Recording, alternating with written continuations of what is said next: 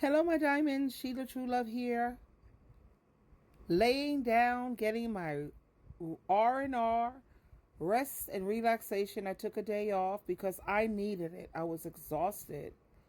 Now I am listening to this man who's talking about dating over 50.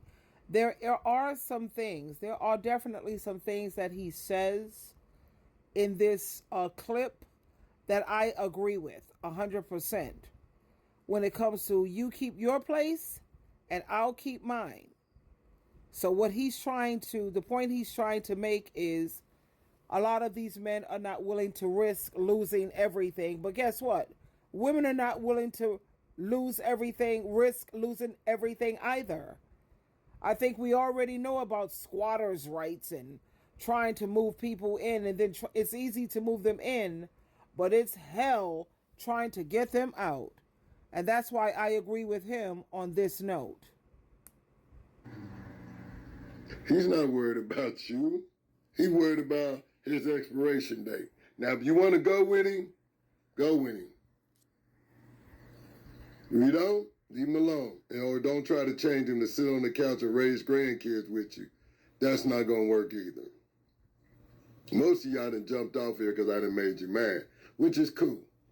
That's my job. I'm the social media supervillain. I'm supposed to do that. I'm not going to bite my tongue. I ain't trying to date none of y'all. I have a goddess, so I'm not worried about it.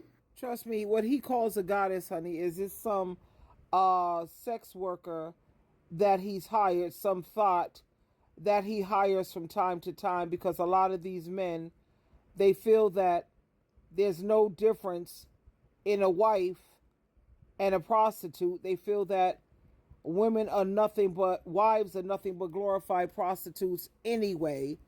And of course, that's because he doesn't realize that people get married out of love, whereas people go to prostitutes for sex and sex only. So for all of these men who try to bash wives or compare them to some trick, honey, the question that they need to ask themselves, are they going to have that same thought to grow old with? Just because they're young now, that doesn't mean that when they're in their 50s and 65 and up, that they're not going to see things differently. Having to keep paying someone to suck on their flaccid, eggplants and their low-hanging onions, that's just sad that you have to pay somebody constantly to touch you. And you have to keep in mind also the difference between a wife or a partner is that these thoughts, they don't do the laundry, cook, clean, and buy your mother's Christmas gifts or bring you a cup of tea in the morning. They don't love you, and they don't really give a damn about you, and they're not there to give you emotional support. They are only interested in you for your money. So it's never you. So you can't compare a wife to a sex worker and say, well, it's all the same. No, it's not. Just like a woman, she realizes the difference between a husband and a male prostitute. Can these men see the difference? The hooker or the sex worker, she goes home at the end of the day after she sucks out your wallet, sucks all the money out your wallet and your eggplant, draining you dry, and she doesn't give a rat's ass about you. That's the difference, but men don't understand that. With a wife, you have love, you have support, you have a helpmate, you have a family, and a better physical and mental health. That's just to name a few of the benefits of having a wife opposed to a prostitute. And the fundamental difference between a wife and a prostitute, emphasizing, look at the emotional support you get, the spiritual, financial partnership. That's what marriage entails. It stresses that marriage is built on love, mutual support, and shared responsibilities. Whereas, honey, I think Men should at least know this, that prostitution is a transactional exchange for sexual services only. Let's continue to listen to the circus clown. Go on, clown. I done told you. And guys and ladies, this is how you date over the age of 50. Take it or leave it. Now, with this point that he's about to share with you, I agree with this 100%. You have a house, he have a house. Yep. You meet in the middle, and y'all go on dates. That's how you do it.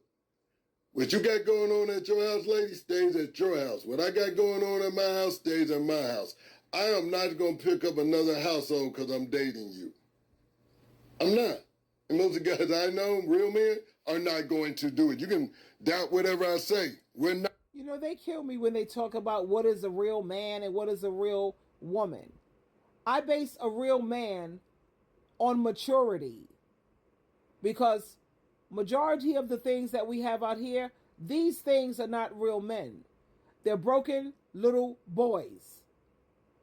So a lot of people need to stop using that terminology, a real man or a real woman. What do you call a real man? And then they'll tell you what their preference is. They'll give you their opinion. That don't apply to all men and all women. So when I say a real man, I'm talking about he has matured. He's grown up. Like the Apostle Paul said, when I was a babe, I did the things of a babe.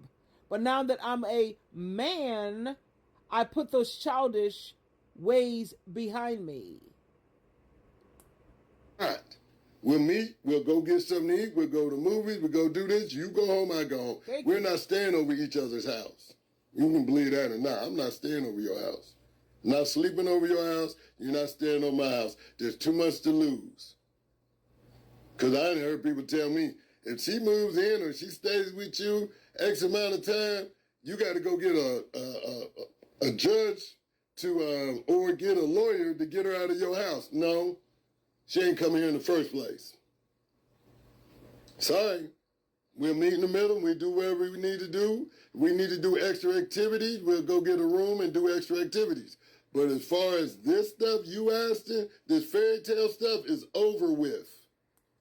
Yeah, I like that part. The fairy tale part is over, but I don't mind having a friend over. Like I said, Friday, Saturday, Sunday, once a month. Friday, Saturday, Sunday, Monday, 6 o'clock in the morning. They go their way, and I attend to what I have going on. And then the next month, I'll spend time over at their house once a month. Friday, Saturday, Sunday, come Monday at 6, I'm out. Or sometimes on Sunday, after we finish eating dinner, then they can go straight home. I don't mind having people over at my home because I don't associate with anyone who's on Satan the Devil's team. So I'm not sweating the small stuff. I don't live a satanic lifestyle. And I only deal with people who live a Christian lifestyle. So when I have my friends over, trust me, there's nothing sexual involved. It's for companionship. It's to enjoy each other's company. And like I said, I have a lot of activity buddies. You don't like what I'm saying? So be it. You can't shut down my dang videos. You can shut down my page because it's something you don't like. So what's going on? No, I don't care. I agree with him on this. You have your place, I have mine. No, there's no moving in. I'm not trying to live that life. Dealing with these men is just way too much work. Like I said earlier in my previous video, there are women who are single because they're choosing to be single. Single by choice is different than when you want a man and you can't seem to find one. Then that makes it, sad for you. But it's understandable, considering there's way more women in the world than there are men. So we get that part. But like I said, a man who's single and wants a wife and can't find one, something's definitely very wrong with that character. He's a narcissistic misogynist, very abusive, or he's cheap and stingy as hell. Twinkle, twinkle, twinkle.